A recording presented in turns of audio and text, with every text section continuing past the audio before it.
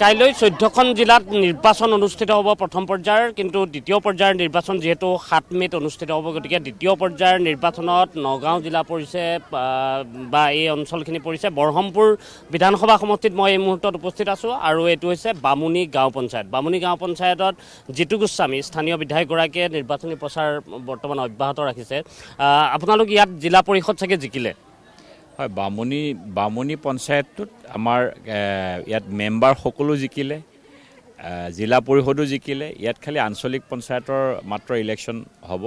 আজি আমি ইয়াত কেম্পেইনিং কৰিব আহিছিলোঁ। আমাৰ মাজত জিলা পৰিষদৰ সদস্য আছে সুনীতা ইংটিপি, তেওঁ এইটো পঞ্চায়তৰে, আৰু তেওঁ জিলা পৰিষদত বিনা প্ৰতিদ্বন্দ্বিতাৰে মনোনীত হৈছে। আৰু আমাৰ মাজত মায়ামণি ঘাটোৱাল আছে, তেওঁ এইবাৰ আঞ্চলিক পঞ্চায়তৰ কাৰণে কণ্টেষ্ট কৰিছে। আৰু এইটো আমাৰ ভিতৰুৱা পঞ্চায়ত। এই অঞ্চললৈ বহুত যাতায়াতৰ অৱস্থাই বেয়া আছিলে আগতে, এতিয়াতো ভাল হৈছে পঞ্চায়তৰ। ৰাইজৰ ইয়াত কাৰ্বি জনবসতি আছে, মিক্স কমিউনিটি। ইয়াতে কাৰ্বি আছে, তিৱা আছে, আমাৰ ইয়াতে বাগানৰ মানুহ আছে, অসমীয়া মানুহ আছে, সকলো মিক্স কমিউনিটি। আৰু মই ভাবোঁ ৰাইজে এবাৰ ওলাই আহিছে, ৰাইজৰ উৎসাহ আপুনি দেখা পাইছে সকলোৱে।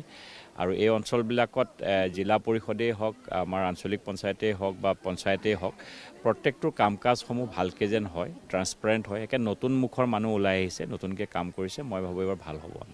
গোটেই নিৰ্বাচনটোত আমি উজনি অসমলৈ গৈছোঁ, তাতো যদি ক'ৰবাত বিৰোধীয়ে কথা কৈছে, তাত বিৰোধীয়ে একমাত্ৰ কথা হৈছে যে তেওঁলোকে ভয় ভাবুকিৰ ৰাজনীতি বিজেপিয়ে চলাইছে। আমাৰ ইয়াত চাব সুধিলেই হ'ল ভয় ভাবুকি কোনোবাই খুৱাইছে নেকি? আমাৰ ইয়াতে ভয় ভাবুকিৰ ৰাজনীতি নাই। কংগ্ৰেছে মানুহক টিকেট দিবলৈ মানুহ পোৱা নাই।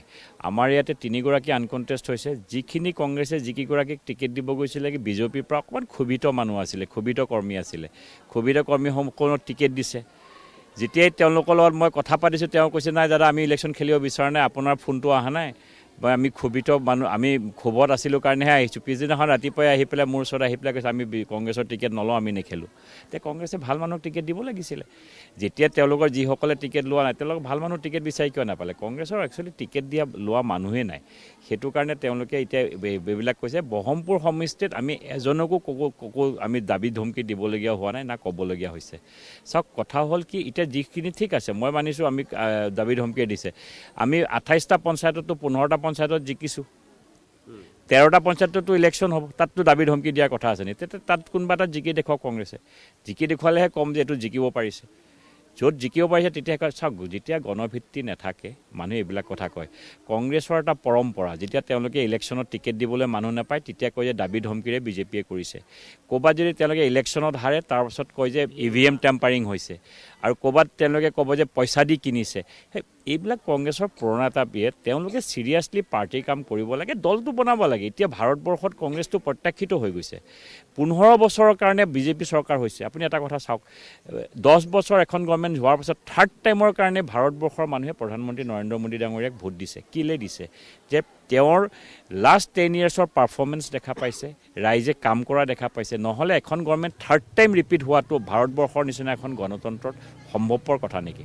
সেইকাৰণে এইবিলাক ৰাইজে দেখা পাইছে, ৰাইজে কাম দেখা পাইছে। ৰাইজক কাম লাগে। দুখীয়া মানুহে পেট প্ৰৱৰ্তাবৰ কাৰণে, জীৱন যাপন কৰিবৰ কাৰণে জীৱিকা লাগে। ৰাইজে দেখা পাইছে তেওঁলোকৰ ৰাস্তা ঘাট হ'ব লাগে, স্কুল কলেজ হ'ব লাগে। ৰাইজে দেখা পাইছে নিৰাপত্তা হ'ব লাগে। সেইটোৱে মানুহে বিচাৰে, মানুহে বেলেগ একো নিবিচাৰে। সেইকাৰণে কংগ্ৰেছ দিনে দিনে প্ৰত্যাখ্যিত হৈ গৈছে। কংগ্ৰেছৰ আহিবলগীয়া দিনত মই ভাবোঁ কংগ্ৰেছৰ যি অৱস্থা দেখা পাইছোঁ, তেওঁলোকে যদি ভালকৈ সংগঠন নকৰে, অহা 2026ৰ ইলেকশ্যনত এই যে যেনেকৈ জিলা পৰিষদ আনকণ্টেষ্ট হৈছে, বহুত MLAও আনকণ্টেষ্ট হ'ব পাৰিব নেকি? মই এনেকুৱাহে ডাউট লাগে। 26ত আনকণ্টেষ্ট হ'ব পাৰে। বহুত MLA হ'ব লাগে মোৰ মতে, যি গতিত তেওঁলোক গৈ আছে। তেওঁলোকেতো গণবিচ্ছিন্ন হৈ গৈ আছে। গণবিচ্ছিন্ন যেতিয়া হয়, পাৰ্টিৰ ওপৰত ভৰসা নাইকিয়া যেতিয়া হয়, তেতিয়াই মানুহে পাৰ্টিৰ পৰা ওলাই আহে। আৰু এটা কথা যে আপুনি কেইদিনমান পূৰ্বে এটা কথা কৈছিল যে পঞ্চায়ত নিৰ্বাচনটোত আপোনালোকে নিজকে পৰীক্ষা কৰাৰ সময় আৰু 26লৈ নিজক সাজু কৰাৰ সময়। গতিকে এই পঞ্চায়ত নিৰ্বাচনটোত আপুনি তেনেধৰণৰ পৰীক্ষা কিছু আপুনি কৈছে যে আনকণ্টেষ্ট বহুতখিনি জিকিলে, বাকীকেইটাতো যদি ভাল হয় সেইটোৰে পৰীক্ষা হ'ব এটা নিজৰ পৰীক্ষা। ডেফিনেটলি পঞ্চায়ত নিৰ্বাচনত আপুনি গ্ৰাছৰুটত কি আছে, গাঁৱৰ ভিতৰত আপোনাৰ অৱস্থা কি, সেইটো গম পায়। গাঁৱৰ ভিতৰত আমাৰ অৱস্থাবিলাক এই ইলেকশ্যনতে গম পায়। ৰাইজে যেতিয়া দিব, আপুনি পঞ্চায়তত যিমান মেম্বাৰ জিকিব, যিমান আঞ্চলিক পঞ্চায়তৰ সদস্য জিকিব, তেতিয়াই গম পাব যে আপোনালোকে কিমান গণভিত্তিটো আছে, ভাৰতীয় জনতা পাৰ্টীৰ শিপা কিমান তললৈকে শিপাইছে। এই কথাবিলাক গম পাব তেতিয়া। সেইকাৰণে মই ভাবোঁ আমাৰ ভাল আজিৰ ডেটত আমাৰ দলৰ সংগঠনো বিৰাট ষ্ট্ৰং। কাম কাজো ষ্ট্ৰং আৰু ৰাইজৰ যি সঁহাৰি দেখা পাইছোঁ 11 মে'ত আৰু ভালকৈ গম পাম। আৰু এটা কথা শেষ প্ৰশ্ন যে আপোনালোকৰ যিসকল বিধায়ক আছে বিজেপিৰে বিধায়কসকল তেওঁলোকৰ মাজতো প্ৰতিযোগিতা এটা আছে যে মোৰ সমষ্টিটো ভাল হ'ব লাগিব এইজনৰ সমষ্টিতকৈ।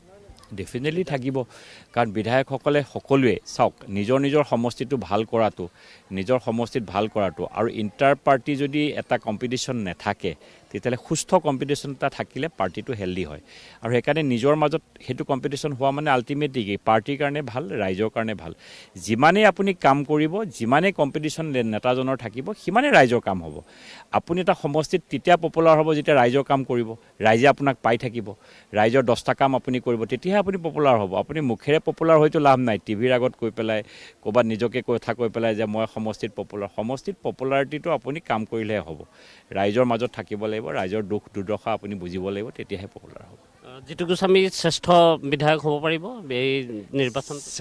জ্যেষ্ঠ মই নাজানো, কিন্তু কষ্ট কৰিম, পৰিশ্ৰম কৰিম। ৰাইজে দায়িত্ব দিছে, 5 বছৰ বিধায়ক হিচাপে দায়িত্ব আছে আৰু এটা বছৰ আছে, এটা বছৰ দিনে ৰাতিয়ে কাম কৰিম, ৰাইজৰ কাৰণে কাম কৰিম। ধন্যবাদ জনাইছোঁ। এয়া হৈছে জিতু গোস্বামী, আৰু জিতু গোস্বামীয়ে বামুণী পঞ্চায়তত তেওঁ নিৰ্বাচনী প্ৰচাৰ চলাইছে। আৰু নিৰ্বাচনী প্ৰচাৰৰ পিছত এটা কথা তেওঁ কৈছে যে এইবাৰ নিৰ্বাচনটোত যিখিনি দেখা গৈছে যে কংগ্ৰেছে তেওঁলোকে প্ৰাৰ্থিত্ব দিব নোৱাৰিলে, যাৰ বাবে বিজেপিয়ে আনকণ্টেষ্ট বহুততে জিকিছে।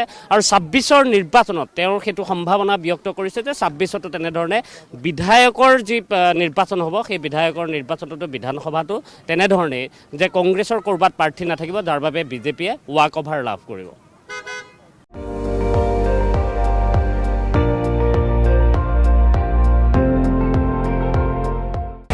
আপুনি চাই আছে ND24, সৰ্বশ্ৰেষ্ঠ নহয় সৰ্বোত্তমৰ দৌৰ।